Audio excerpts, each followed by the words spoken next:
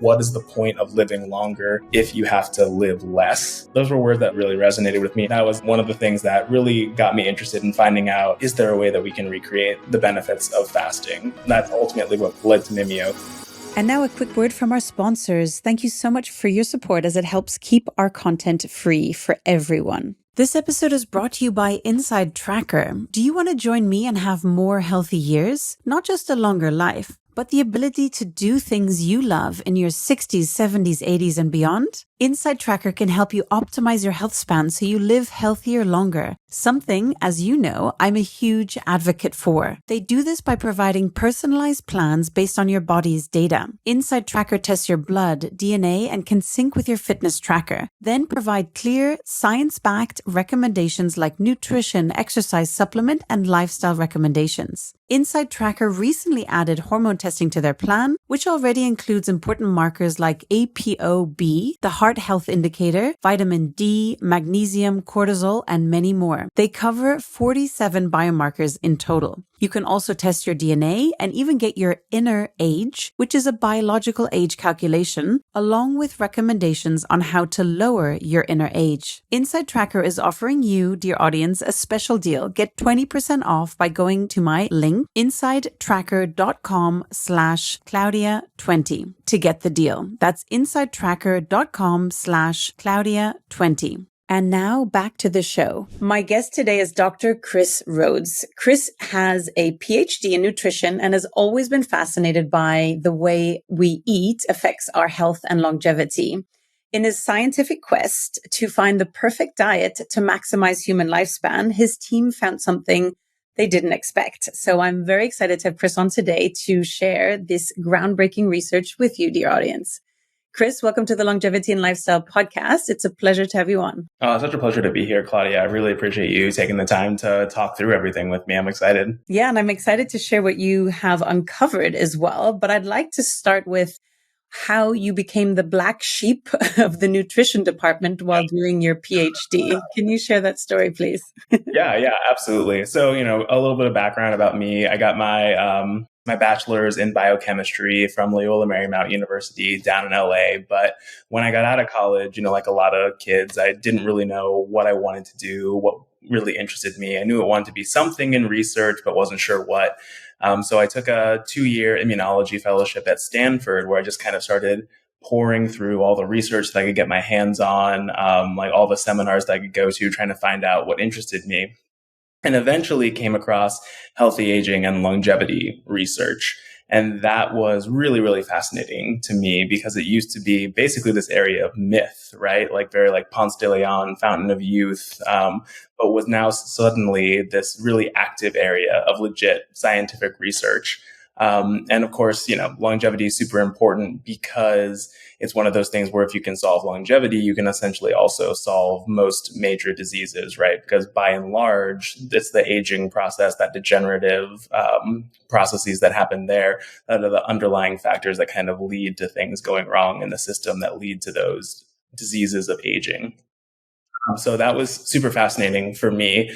And of course, when you're in that space, eventually you come across fasting because it's one of the only ways that we know of to reliably extend lifespan, and then health span as well. Like in that same vein of all these other longevity questions, fasting has been shown to help treat, prevent, or delay most major diseases in something like over 100,000 different studies. And what was really, really fascinating to me about all of that was that fasting does that without actually adding anything into the system, right? So it's not like this superfood or this wonder drug, but somehow fasting is like activating this dormant longevity bioprogram that we all kind of have inside of us already, but just isn't normally activated. And when that like clicked for me, I was actually mad about it. Honestly, you're like, it's free, everyone has access to it, and what are we doing? Yeah, exactly. I mean, and even more than that, it's like, my body has this dormant longevity program inside of it already, but it's just like not doing it. So I could be living to 120 years old and in perfect health, but my body's kind of just like too lazy to activate those programs. So I'm like, okay, I have to figure out what is going on here. what is happening inside the human body during a fast, and is there some way that we can kind of, recreate that system to turn on these regenerative bio programs, get the longevity benefits of fasting, but without the arduous everyday task of actually doing like 36-hour alternate day fasting. So that's what kind of catapulted me into the nutrition department at UC Davis, where I got my PhD. And there I was definitely, like we talked about, the black sheep of the nutrition department, because what happened? Everybody else there was very much like, oh, okay, like how many strawberries should we eat in order to, like have the best diet and live the longest? Or, what's exactly the right amount of blueberries? And I'm just like, what if we don't eat at all? Maybe that's the secret. Have we tried that yet? So everyone was kind of like, what's this kid doing? He's in the wrong department. Like, what I mean? Yeah, like I feel like he's misunderstanding the point. Yeah, exactly. But yeah, so that's what I basically spent my PhD at UC Davis doing, was studying what happens in the body during a fast and finding a way to recreate it. So question, did they kick you out of the nutrition department, or what happened to? They eventually kicked me out, but they kicked me out with a graduate degree and like 2 years of postdoc. So like it took a while, but eventually they kicked me out the door. Sent him on his way as well. So let's go down that rabbit hole, which is really exciting. So I love your premise of understanding like what is happening in the body when a fast is happening, because we know it's so beneficial for our body, but obviously not everyone has that willpower to do the alternative day 36-hour fasting, and not everyone is in a physical position to be in, and particularly women with hormonal cycles, etc. Right? But there's a whole spectrum of different causes why not everyone should be doing that, right? So you decided to go down that rabbit hole. And so what was that process like? What were you uncovering along the way? Yeah, absolutely. So it really started kind of my, first and second year, really getting into doing this larger scale clinical study of fasting. So what we actually did for that was we had 20 people come in, 10 men, 10 women, because we wanted to avoid a gender bias. And like oftentimes, good job getting women. Yeah, yes, by the way, which most clinical research. Fun fact. Yeah. Like the nutrition department is actually, it's predominantly female, right? Mm-hmm. So like there was no way that we were ever going to be able to do a study that was like, no, I think white men only, please. And like older white men. Hallelujah to that. Finally. Yeah, I agree. Like I had a very, very good scientific upbringing on that front. So 10 men, 10 women. We had them come in an overnight fasted state, which was their baseline state. Then we had them eat normally throughout the day while we were tracking what they were eating, just like their normal habitual diet, but everything was cataloged. And then we took a 2-hour like post-prandial, post-eating time point. That was what we called the fed state.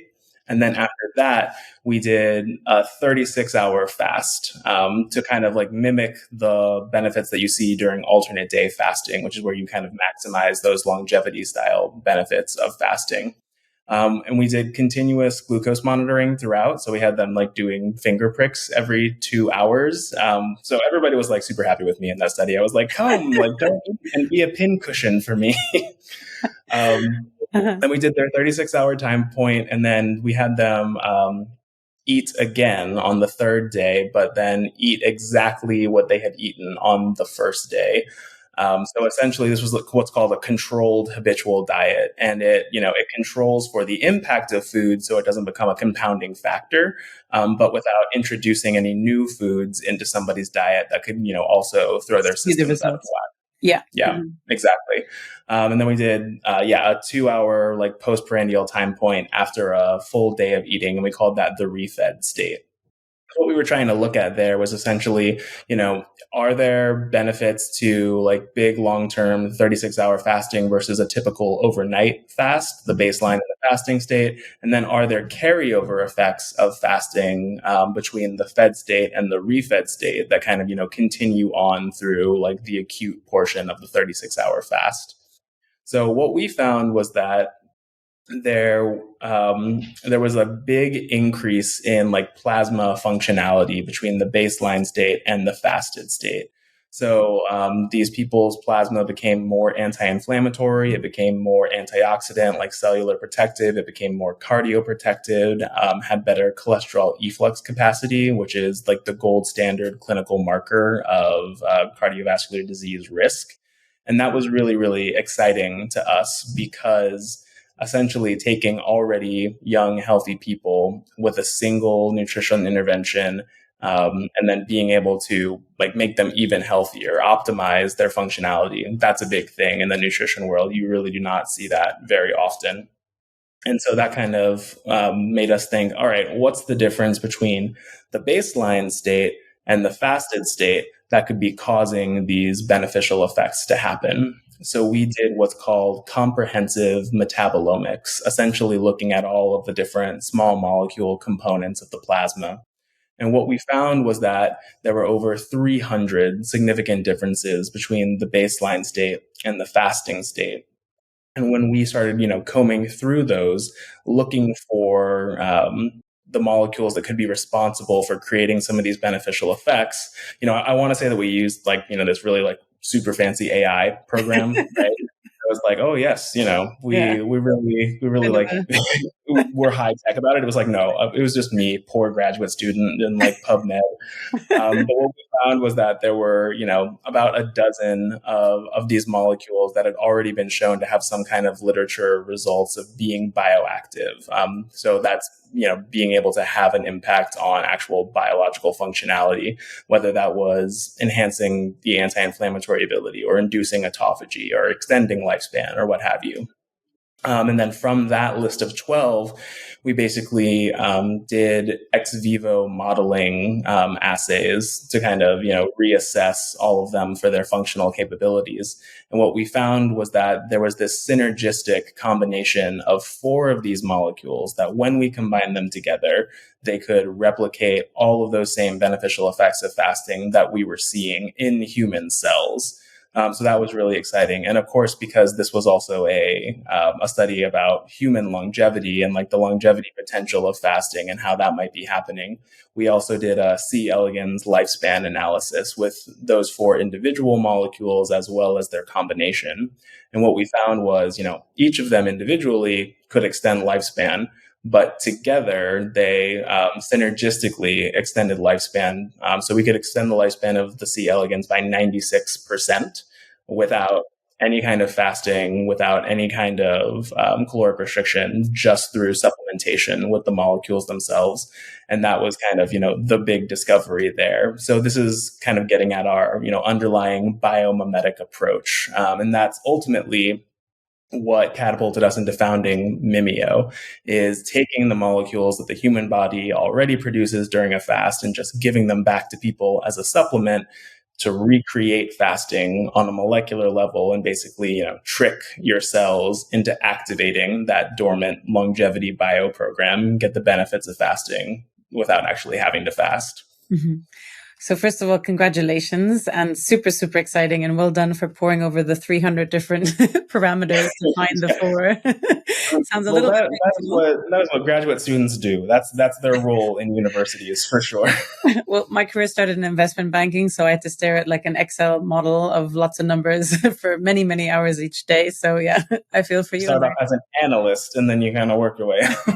Exactly. But for people listening, I'd really love to sort of break that down a bit, because some people are like, oh, is it like a magic supplement or not? But what is really happening when you take it, and like what percentage is being absorbed or triggered in the body, like used? Can you talk a little bit about that process and how that works? Yeah, absolutely. So to get at that, it's probably good if I describe the second clinical study that we did. So like what I described before was essentially where the formulation came from, right? Like utilizing that biomimetic approach to really identify these interesting synergies of these clinically derived like health and longevity molecules, and kind of tapping into that, evolutionary knowledge and power to identify those things and, see how they all work together. And it worked in human cells, it worked in C. elegans, and that's great, proof of concept. But of course, we also wanted to make sure that this formulation would actually work in people, right? So we did a pilot clinical study where we had people come in and then eat a standardized breakfast alongside a placebo control. And then we assessed their plasma functionalities like we had in the earlier study. And then we had those same people come back after a washout period, eat that same standardized breakfast, but then with supplementation with Mimio. And what we found was that when they had the standardized meal with the placebo, there's this big loss in plasma functionality. And that's really, really standard of the postprandial state because you have kind of all of this foreign material that's coming into the body. You have all of this, metabolic chaos that's throwing the system out of whack. So that's causing, a pro-inflammatory immune response. You have your metabolic markers going everywhere. So we found that their plasma functionality became more pro-inflammatory, less antioxidant, less cardioprotective. But with supplementation with Mimio, we found that not only could we prevent all of that loss of function, but then actually add gains of function on top of that mimicked what we saw during an actual 36-hour fast. So instead of being pro-inflammatory, their plasma was anti-inflammatory and antioxidant and cardioprotective. And that was really the big thing for us to be able to show yes, number one, the ingredients themselves are bioavailable. We checked, we did a, PK dosing study to basically look at the appearance and disappearance of the molecules. And what we found was that all of them are very bioavailable. You take them, they appear in circulation after around, 45 minutes to 1 hour. And they stay elevated all the way through around 4 to 6 hours after that, at which point they're fully taken up into your cells and kind of start doing more of their underlying processes there.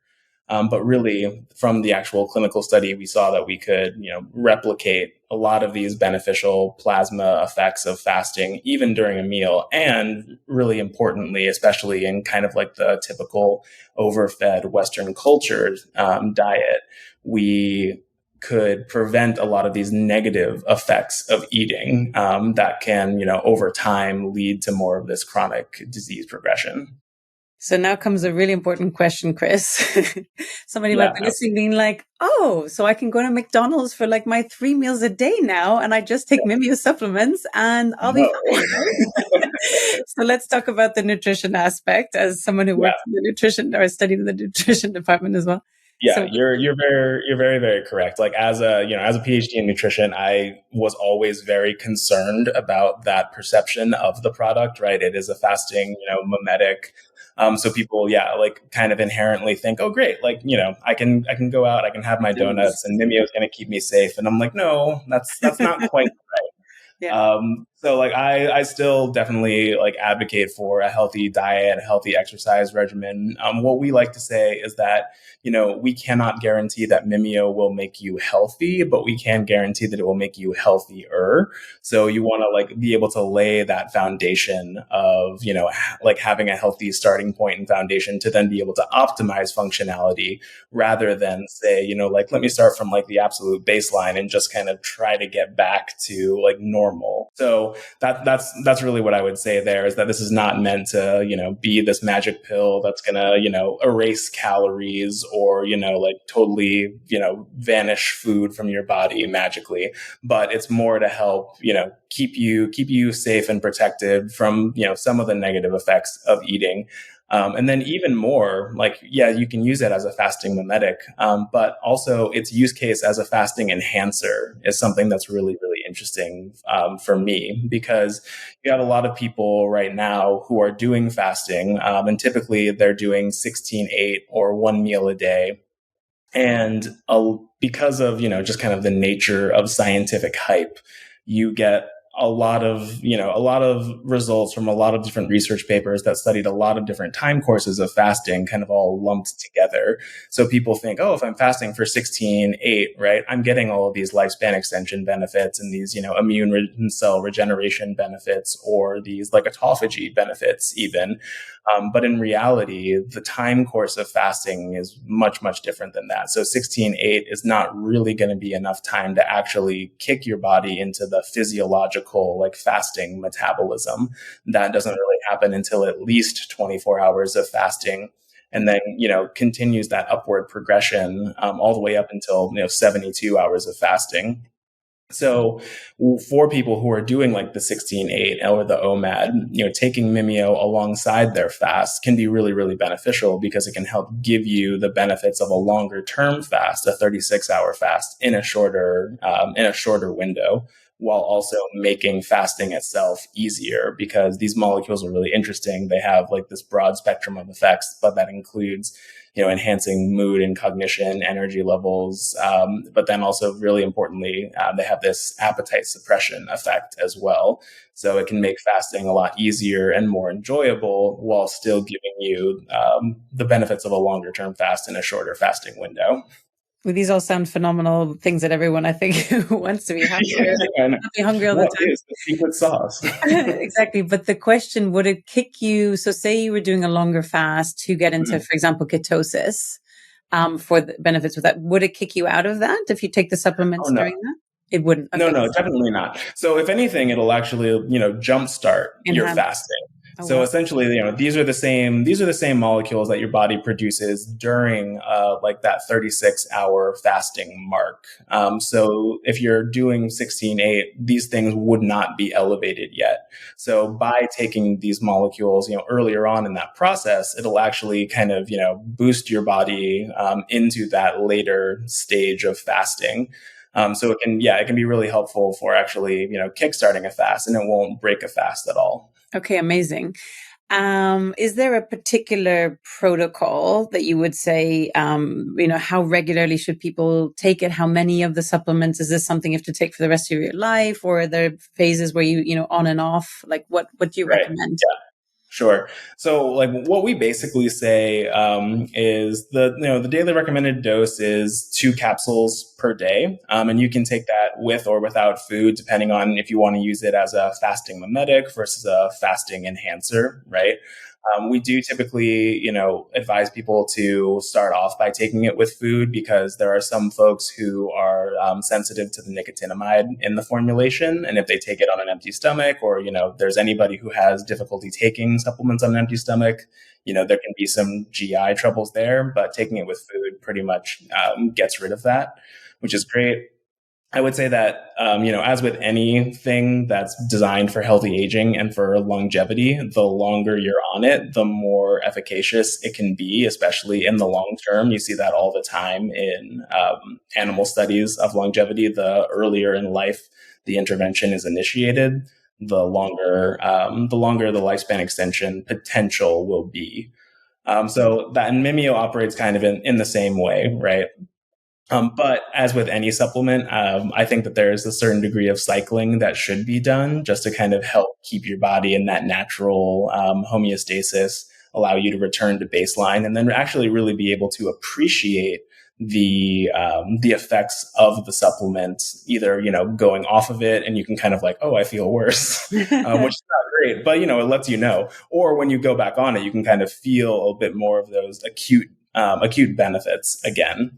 And so the typical time course that we've seen for Mimio in terms of, feeling benefits, getting some of these great effects, is really different for different people. Some folks are like more sensitive to the molecules, and there are some like immediate tangible effects that you can feel within a couple hours of taking it, right? One of the ingredients in there, palmitoyl ethanolamide, it's involved in the endocannabinoid system. And what it does is essentially, go to your neurons and stimulate the secretion of anandamide, which is one of the body's bliss molecules. So it has this really interesting effect on mood elevation, but then also pain relief as well. You can kind of almost think about it like your body's natural CBD, which is awesome, like de-stress, like, those pain relief elements, really good clinical backing for that as well. There's probably like, I think 52 different clinical studies with PEA and pain. So pretty robust there. And then another one in there is oleoyl ethanolamide, OEA. Always fun to say. And that one is actually involved in the gut-brain axis, where it is a really powerful metabolic regulator and actually helps to decrease appetite. And really interestingly, the way that it does that is actually by naturally increasing the production of GLP-1 from intestinal cells.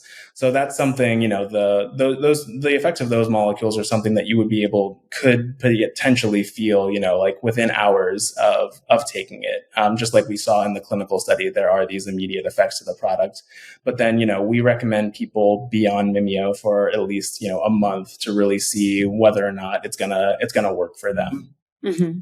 So the 2 a day, and you talked about two of the molecules, and obviously there's another two. So can you share about them? And then I'd love to also talk a little bit about the science with the synergistic effect. Like, what do you think is going on there that causes that? Because it's so fascinating what the body is able to do, that, science and you've been discovering, right? So I'd love it. It is, yeah. That's why I love the biomimetic approach to research in general, is because you find out, like, the body is this completely intensely complex, like, just system of interlocking and interconnected parts that change one dial over here, another dial changes way over here, that changes another dial way over here. So when you think about things from like a traditional like pharma style perspective of like, one molecule, one target style approach, that's kind of where the system breaks down, because you're really messing up natural biological complexity. Whereas, the more you can actually approach biological complexity with these natural molecules, the more like of an effect that you can really have across the holistic system, while also keeping things, safe and without having too many like weird side effects, really being able to put your biology under your own control. But anyway, the question was, the other two molecules that are in Mimio is spermidine, which is a really popular molecule in the longevity space right now, that is really involved in autophagy. It's been shown to extend lifespan in mice already. And then it's also have a lot of good clinical backing so far about being able to enhance cognition in folks with cognitive decline or dementia. And then the final one that we have in there is nicotinamide. And nicotinamide is, of course, an NAD precursor. That's one of its big functions to kind of enhance the NAD plus concentration in the bloodstream, in cells, so that it kind of sets the stage for the rest of the molecules. Because NAD plus is essentially how your cells measure their energy state of the actual cell. So if you have a lot of NAD plus, it's essentially a signal to cells that says, oh, we're fasting. So I can kick off a lot of these fasting processes and kind of bring down the guardrails so that we can start activating these different beneficial bio programs that wouldn't ordinarily be turned on. So having the nicotinamide in there helps to kind of increase the NAD, bring those guardrails down, and help make the other ones a bit more effective. So speaking to that, synergistic piece of the puzzle. And of course, NAD has its own really interesting and well studied effects, like increasing brain health, skin health, heart health, muscle health, exercise performance and recovery. All that fun holistic benefit kind of stuff. Mm-hmm. You see a lot of biohackers now even got sent here one patches to try. Oh, yeah. As well. Yeah. And what are some of the cases that you have seen for people? Like, have you just tested on healthy individuals, or have you seen some research also on other use cases or other types of patients, if you will, or clients? Yeah. Yeah, absolutely. So we have tested primarily on healthy people so far, just utilizing the full formulation. But the individual molecules in Mimio have, collectively something in the range, like over 100 different clinical studies about the individual molecules. And throughout those studies, you see a lot of different use cases for the molecules. And actually to the point where we're kind of struggling even now to figure out, there are so many benefits to these molecules, especially when you put them all together, like what's the right one to kind of go out and tell people about.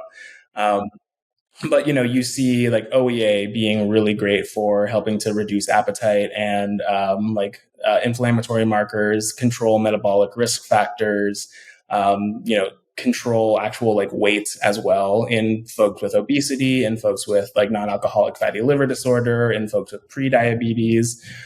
PEA has been shown in like multiple different like pain disease states like fibromyalgia or diabetic neuropathy to be incredibly helpful there, like nerve pain issues. But then it's also been shown to have great effects on exercise performance and recovery in healthy folks. Has been shown and is like under pretty intense like research right now for neurodegenerative diseases like Alzheimer's and Parkinson's, because it has this really interesting effect on reducing neuroinflammation. And then same thing, spermidine, cognition, like cognitive decline and dementia. Nicotinamide has been studied in like every every case you can possibly imagine at this point. So these molecules are, have a very wide range of benefits, very wide range of use cases, and a lot of clinical backing behind them outside of even what we've done. Mm-hmm. Which is reassuring. I'm actually going to be seeing my mother who has dementia next week. So I'm going to share my Mimio supplements with her and see, because it is quite advanced at this stage. And I think whatever it's worth to try and to see. And I guess that comes with the question as well, like, are there any profiles of people that it's not for, that it could be dangerous for, or is it so bioidentical that it's for everyone? It's a natural body. Yeah, I would say that generally speaking, all of the molecules in Mimio are, of course, ones that we, that are already inside of the body, right? Your body naturally produces them, and they naturally produce them way more during a 36-hour fast. So they are, very safe, very well tolerated. They're not like a foreign molecule, like even something as innocuous as aspirin or ibuprofen, right? That has to be, detoxed through the liver, the cytochrome P450 system. These can kind of be taken up by every cell in your body, and every cell in your body like can recognize them, knows how to metabolize them, and knows how to safely process them without any kind of toxicity. And there's never been like severe adverse effects reported in any of those clinical studies from these molecules. So like very, very safe from a safety perspective. The folks that we tend to say, like, definitely, talk to your doctor, don't do anything too out of line is, I don't think that kids should be on Mimio, because I don't think that kids really like need to fast or need to be activating their longevity bio programs, right? But then also pregnant or nursing women, and not because I don't think that the molecules would be safe there, but just because, that whole system of, like we said, not messing with biological complexity. You don't want to throw anything out of whack during a critical time in development. Mm-hmm. No, that makes sense as well. So tell us about where you're at with Mimio Health right now, and your sort of journey there, and what's the vision for the next sort of 1, 2, 3, 5 years? So Mimio Health, what we really want to be is like the biomimetic supplement company. So really, utilizing this biomimetic research approach, our biomimetic technology, to continue to expand out the fasting mimetic formulation, because like we said before, we have, this list of 300 of these different metabolites, and we were looking specifically for ones that already had, some kind of literature evidence of being bioactive already, but that left us with, hundreds of other targets that haven't been assessed yet, and the kind of like this really rich research pool for us to be able to go out and find new, maybe even better functioning molecules to enhance the formulation and make it more complete over time. But then really our long-term goal, just like we ran this process with fasting, you can do this with other regenerative states in the body as well. So, we have a fasting mimetic as the first product, but maybe the second is an exercise mimetic, or a sleep mimetic, or, a cold exposure mimetic, a meditation mimetic, things like that. So really going out there, studying human biology, figuring out what's happening during these interesting regenerative states, recreating that, and, giving it back to folks in a more convenient daily format. I mean, let's break that down for a minute because you piqued my curiosity there. So, like meditation mimetic, how would that be? What would you envisage something like that looking like? I'm not entirely sure at this point. That's kind of the fun of it, right? Yeah. Is that there are these really interesting studies out there on the benefits of meditation for for white matter, for even like reducing inflammatory markers, controlling metabolic markers, especially like the cognitive aspects of it as well. So I think there's this really robust set of data that meditation does actually do something very beneficial for the system. And what we would design for the study is essentially to kind of run the same process as what we did for fasting. So, take blood samples like during a time course of meditation, see what's changing around and see if there's anything that we can isolate from there that when we give it back can have these kind of same beneficial effects. And I think, specifically for the meditation, we'd be really interested in ones that have to do specifically with cognitive health. Yeah. I mean, I'm a big fan of that. We've had Dale Bredesen on, who I'm sure you're familiar with. Kristen Mittelmeyer was the director of brain imaging at the Almond Clinics as well. And the beauty is that neurodegenerative diseases do not need to be. And Dale Bredesen identified 38 underlying drivers for that as well. But to have more support in the system along the way would be really phenomenal. Right, exactly. And I mean, that's what I would say too, is that, like I said, we want to be the biomimetic company, but maybe a better term for it is we want to be the bioenhancement company, right? Like I'm never going to say, no, don't go out there and fast, or don't go out there and meditate, don't go out there and exercise, just take this pill instead, because that's never going to work, right? But I think that we can offer, like life happens, right? Like sometimes you can't fast, sometimes you can't exercise, sometimes you can't meditate. And we can help to like bridge that gap for people, while also when you do the thing, help make it, more effective and maximize the benefits that you are getting from it. Yeah. So let's say there's a person, Chris, who's, I don't know, say 40 years old, relatively healthy, but, not 100% certain what's good and not so good in their life. And they're saying, okay, now I've hit 40. I want to start, understanding longevity better. I want to start optimizing my lifestyle, my supplementation, etc. What would be an ideal lifestyle, including, nutrition, what to focus on, what not to focus on, that you would recommend based on what you've seen in your research? So I would say the big things there are, from a nutritional perspective in general, I kind of like to do something that's called like nutrition maximalism. And like another way that I've described this in my TikTok channel is nutrition magic. So essentially what this is like, I like to eat a lot while still like eating as little as possible to kind of like go with that caloric restriction thing. So I focus on a lot of nutrient rich and like very high volume foods that ultimately don't end up having a lot of calories. So, you can make a couple of simple substitutions to like still make really like delicious food, but that can cut out, almost like half of the actual caloric impact while increasing, your nutrient content, your fiber content. So it's been more beneficial for the microbiome. And that's kind of how I like to eat. Wait, one question to that though. So you have to be specific because people are like, oh, what can I eat? And all these things. Are you talking about eating like mountains of broccoli, or like what is it that you're actually?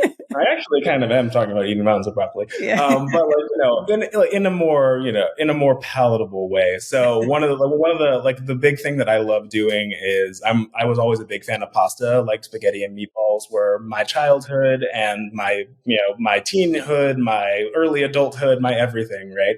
I mean, I love doing zucchini noodles now. Like I got me a spiralizer and I go at that every day. And I have found ways to, like the big problem with zucchini noodles is that they're always so watery. So like I put them in a like a cheesecloth, wring all the water out and then use them. So they're like perfectly al dente and they don't seep water into your food, which is great.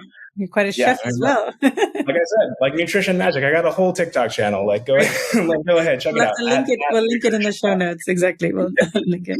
But something, like, substituting rice with cauliflower rice, or there's been this really cool new new type of flour that's come out, utilizing, some wheat flour, but then also resistant wheat starch and gluten to kind of like recreate, a normal baking and physical properties of flour, but at, half the calories of normal flour. And you can use that in baking. You can use like natural 0-calorie sweeteners like allulose that has, 70% of the sweetness of sugar, but like the exact same taste, no like weird cooling effect, no aftertaste, to kind of, really make these very easy, can't tell the difference kind of substitutions while still being able to eat your favorite foods. And this is like not like there's a term in the nutrition space for like kind of these like, oh, like, instead of making normal pancakes, I'll make, these weird like flaxseed pumpkin pancakes that are still just as many calories and like, like, but they're healthy, right? That's called sex with your pants on. And I focus very much on foods that are not sex with your pants on. I'm like, no, if I can tell the difference, then there's no reason to do this. So like that's kind of like my nutrition mission, is to find ways to like create food that is essentially identical to what you would get, but just, like really, really reduce calories. So you can still eat all you want without overdoing it metabolically. So question for you, because there's different schools of thought around calories and focusing on calories. Sure, yeah. So can you walk through your perception in terms of looking at calories versus like quality of food, in terms of like, cold pressed, organic olive oil? People be like, oh, olive oil is fat, like it's not good for you, right? But sure. So it's looking at calories, but from a different point of view, just for clarity. Yeah, absolutely. I mean, calories are always a really interesting question, and I definitely, you can get in trouble if you if you talk about them the wrong way, right? So, in the sense of the old adage that like, a calorie is a calorie is a calorie, like I don't think that that's true. And you can tell just from the actual nutrition science that that's not true either. Even just looking at what's called the thermic effect of food, the amount of energy that your body has to expend to break down different macronutrients. Like fat has almost no thermic effect of food. So your body expends almost no energy to break fat down. Then carbohydrates are the next step up from that. And then protein is the one where, when that comes into your system, almost half of the calories that protein is giving you is, like used to actually metabolize the protein and turn it into something else. So there are, by fiddling around with your macronutrients, you can definitely change the way that your body's going to react to different forms of calories coming into the system. And then, of course, the actual like nutrient content of your food is going to be really important as well, right? If you're talking about carbohydrates that are coming from like, a strawberry versus carbohydrates that are coming from sugar, like just plain and simple, that's going to be a very different profile, right? The strawberry brings with it, fiber. It brings with it, like all the micronutrients. It brings with it all the antioxidants and the bioactive polyphenols, and all these other things that have an impact on human health, other than just the calories. So I definitely wholeheartedly prioritize the healthy, nutrient dense, but still low calorie foods, because, on the other side of the scientific coin, you do have all the studies that kind of show, across organisms, right? Fasting and caloric restriction are some of the best ways to enhance lifespan and, really enhance health span and prevent disease as well. So it's kind of this balance between finding things that can be like very nutritional, give you all of the micronutrients, the bioactives that are going to, help keep you healthy and thriving, while also cutting back on total calories themselves and like maximizing your metabolic rate. So you can, like I like to do, eat as much as possible while eating as little as possible. So you're focusing on the healthy stuff. And I guess for everyone listening as well, like this is not medical advice, and like do seek out. Oh yeah, of course. Yeah, I'm not qualified. I'm a PhD in nutrition, not an MD. So anything that I say is, for educational purposes only. Exactly. So everyone should sort of gauge their view as well. But I think also just to make a point around like fasting, intermittent fasting in women and like hormonal cycles. So I went through phases of like keto diet, and I noticed sort of the first 3 weeks I started feeling like amazing and clarity, but then thereafter I was really struggling with it, and also energy levels, etc. Also with fasting, I was pushing for longer periods, trying to even do like the, 18 hours fasting, etc., which again, short term was okay. But then I was starting to wear myself down. And I looked into it more and I've had different conversations. And I think, just for women listening as well, to be aware, because we have a very different hormonal cycle and profile than men do. For men, it tends to be a lot easier to actually do longer fasts because of a 24-hour testosterone cycle. It's much easier as well. So there are certain phases in the month for women, it is easier to do it. But if you're doing prolonged fasting windows, just to be wary of that. So do always, I think, number one, listen to your body. And I think if intermittent fasting, so say somebody's listening is like, great, I'm going to do longer intermittent fasting periods. I'm going to take Mimio and I'll be fine. But just word of caution that, intermittent fasting typically comes with assuming you have a very good baseline. You're not deficient in essential minerals and nutrients that you have as well. So, just always when people hear fasting and they're in a terrible state already, and then they start fasting, they're putting their body into huge stress and inflammation. So just like a word of caution there to people listening as well. I would absolutely agree with that. And it's kind of like, going on a vegan diet as well, right? Like a vegan diet can be very healthful for you if done properly. But if you're coming at it from like, all right, cool, I already have no iron in my system, and then I'm going to start a vegan diet without any kind of like supplementation or like thinking through how I'm going to, really get my B12 or my iron or whatever, it's always going to be like a bad situation at the end. And fasting is no different. Fasting is essentially like, how can I deplete my my macronutrient and my micronutrient stores in my body as quickly as possible, right? So if you're not taking the active efforts when you come back and you refeed to make sure that you're getting adequate nutrition out of it, then it's going to be a non-sustainable system. Absolutely. Yeah.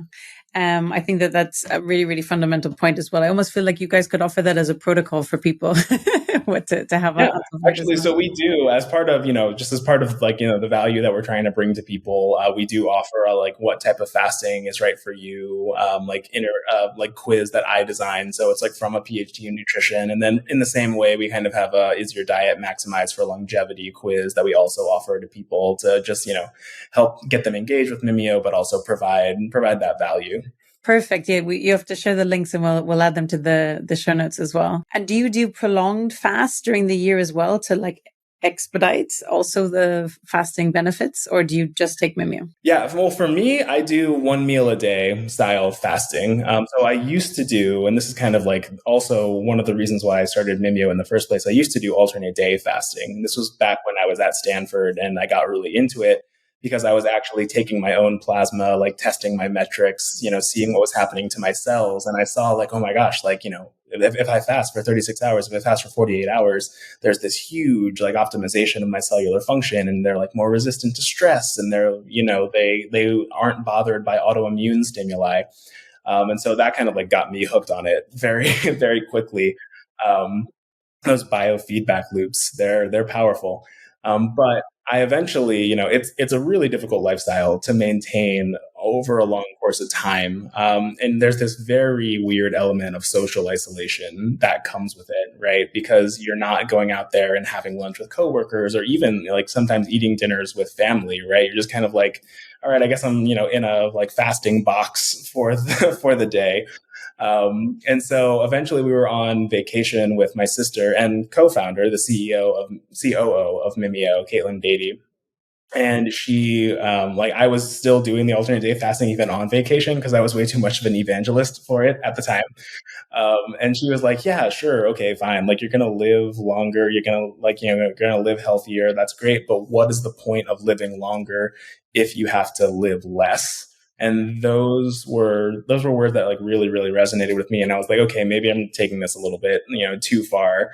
Right. And that was, again, one of the things that really got me interested in finding out, is there a way that we can recreate the benefits of fasting? Right. And that's ultimately what led to Mimio. So now I do like 1 meal a day because that's kind of what works for my lifestyle. I love being able to go through undistracted throughout the day and then still be able to, come home and have dinner with my partner and, like bond over food because I love it. Right. If my whole eating philosophy is centered around eating as much as I possibly can, then that I'm into food.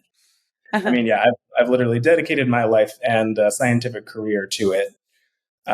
So like that's what works for me. And then I take Mimio alongside of that to really, still be getting the benefits of that alternate day fasting regimen that I was doing before, but, with that shorter fasting window. Beautiful.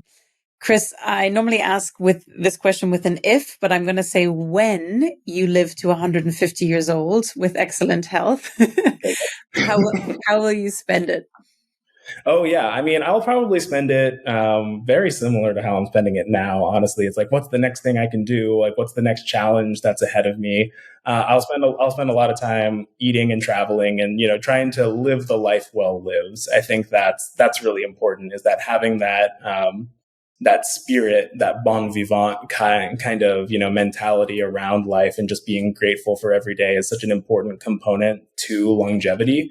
And that's most likely what I'll be doing. I don't think that I'll be doing anything crazy like, oh, I'm gonna be the first 100-year-old to like climb the face of Half Dome, without a without a lifeline. Free solo, yeah. Yeah, I'll just be like, no, I'm fine with like going to all the Michelin star restaurants in the world, and and eating the best food that I can. Exactly. Well, watch those calories there, because they like the sauces and things as well. Every other day, maybe I'll take up the alternate day fasting for those things. Exactly. To enjoy life like that as well. What trends and developments in the longevity space in general do you find most exciting? Oh, I think the ones that I find the most exciting are like how AI is getting involved in kind of the next phase of molecule development. Because I think that that's going to very rapidly transform the pace of discovery for like not only pharmaceutical interventions, but things like what we're doing with Mimio, with more of the holistic preventative stuff as well. And I think that the trend now that we're moving into of actually, people being more aware of longevity as a mainstream concept, and being more aware, especially now, of preventative wellness rather than, the more dogmatic, like traditional pharmacology style philosophy Reactive. that was like, reactive. So being like that, the focus on preventative wellness is, I think, going to be a really big game changer for a lot of the health system. Mm-hmm. Yeah. And I mean, what it also entails, right? So a health system, but also people living a different quality of life with more energy, doing things, going to Michelin star restaurants in their 100, or climbing Kilimanjaro when they're 100, which I have with my kids. Let's see where we get to with that. Chris, for people and my listeners interested in understanding more about, fasting and the science behind what you're doing, what are some online resources you would recommend they begin with? Oh yeah, that's a great question. One of the like, not online per se, but digital. There's a fasting app called Zero, which I love. I use it too. Tons of great information there. Like really great for getting into the lifestyle, learning more about it, and being able to track through like what's happening in your body during a fast. I will say that some of their timelines are a little bit exaggerated. Like we were talking about before, a lot of the research kind of gets conflated together sometimes, but just like, a great little entry point.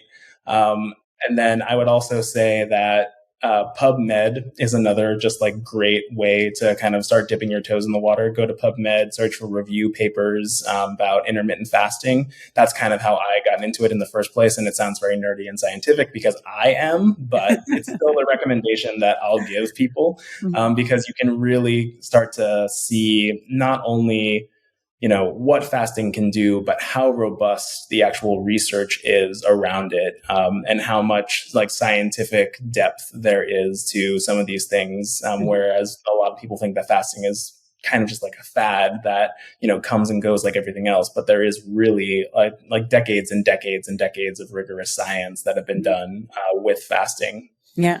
And something that came to me is another use case. So typically for fasting, it's like with caution after the age of 70 or whatever, but this is actually a perfect substitute for people who are a bit older, who maybe are still in good health or their health is starting to decline more, but not to have to fast, but actually can take the supplements and get the benefits, I guess, right? Yeah, that's absolutely true. And actually, like, that's one of our primary demographics right now in our customers. And we've heard great feedback from older populations. We had like an 87-year-old woman who started taking Mimio, and, within the first 2 weeks, she like emailed us kind of like raving back about like, wow, I didn't think was going to work, right? Like it seemed too I've good heard to be this true, before. right? Yeah, Yeah, exactly. absolutely. But like you have like such a phenomenal product, like my energy levels are way up. I feel like my cognition has really improved. And then these like daily aches and pains of kind of getting older, like really, really subsided. So she felt like she could, just go out and do more, had the motivation and the energy to like live her life better. And that to me is kind of what it's all about, right? Like, I think that like the point of Mimio, the point of everything that we're doing is, to help people really live more, right? Like Caitlin would say, it's not about living longer. It's about Mhm. living more. Yeah, exactly. Increasing health span. So my father's 85, so I'm going to be testing on this with this as well Yeah, next week. love it. So I will revert. Chris, where can people find out more what you're up to? Where can they follow you on social media, websites, etc.? And we'll link these in the show notes. Yeah, absolutely. So if they want to follow me specifically, I am at thatnutritiondr, doctor with a DR. And that's on TikTok. I'm not really on any other social media platforms, just because TikTok is kind of the one that I got into and the one that like was successful for me. And I was like, okay, that's all I can handle. But to find out more about Mimio, you can go to mimiohealth.com. You can like learn all about our science there. We have all link outs to like our clinical study paper that we were talking about today that was recently published in the American Journal of Clinical Nutrition, as well as supporting studies for all of the individual ingredients inside of Mimio. And then, of course, you can, we just did a partnership with True Medicine, which is this great company that's helping make these preventative wellness initiatives like, supplements and exercise routines and natural interventions more available to folks by allowing them to use their HSA and FSA funds to purchase them. So when you go to checkout, you can use TrueMed, a partnership there. And if you qualify, save anywhere between 30 to 40% using your HSA FSA to actually purchase Mimio. That's amazing. Beautiful. Chris, do you have a final ask or recommendation or any parting thoughts or advice for my audience today? I would say, if you can fast, fast. If you can't fast, take Mimio. There's just so many benefits to it as well. It's been such a pleasure to have you with us today, Chris. Thank you so much for sharing your amazing research and what you guys are creating with Mimio. And yeah, your passion is very obvious and on its way to changing the face of humanity. So well done. Thank you. Thanks so much, Claudia. I've really appreciated it. And this has been such a fun time. Thanks for having me. Yeah, pleasure.